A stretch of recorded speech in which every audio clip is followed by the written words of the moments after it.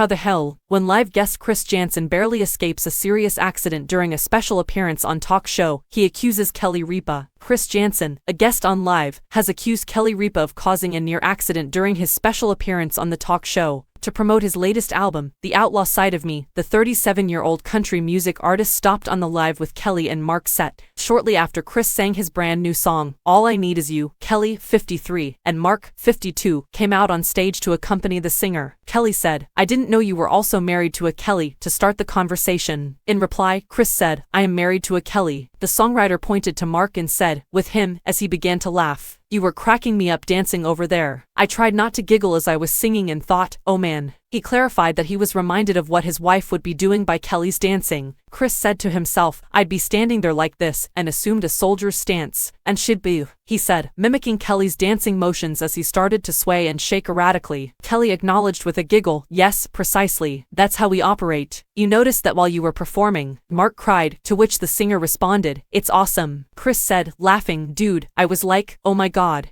He continued by praising the two of them for their friendship and stating that he and his wife Kelly were married at the same time. "Stop it." Kelly yelled at a fan to stop talking during the same broadcast after they disrupted the program with a sports-related remark. Mark opened the live show by revealing a baseball-related headline. "I have some unfavorable news." He began the broadcast by going over some headlines and then stated, "I'm sorry, the Phillies lost in Game 7 last night." Looking out at a member of the audience who had muttered something in the throng, Kelly appeared irritated. Mark asked, slyly pointing at them, "Arizona fans, Arizona Diamondbacks versus Philadelphia Phillies in Game 7 of the MLB Playoffs 2023. Mets," replied the man amid the crowd. Kelly gave off an angry, grumpy look and said, "Well, just shut it." A bit more understanding was her husband's comment, "So, if you can't win, no one else can." A man in the crowd gave a 2 thumbs up in response, sending him a Kel. Kelly recently chastised her husband Mark for highlighting a peculiar word. Mark raised an intriguing idea on a recent episode of the show, that taking a cold plunge, or plunging into extremely cold water, was a new way to do business. "You know I cold plunge, don't you?" "Hey, listen," Mark inquired early in the episode.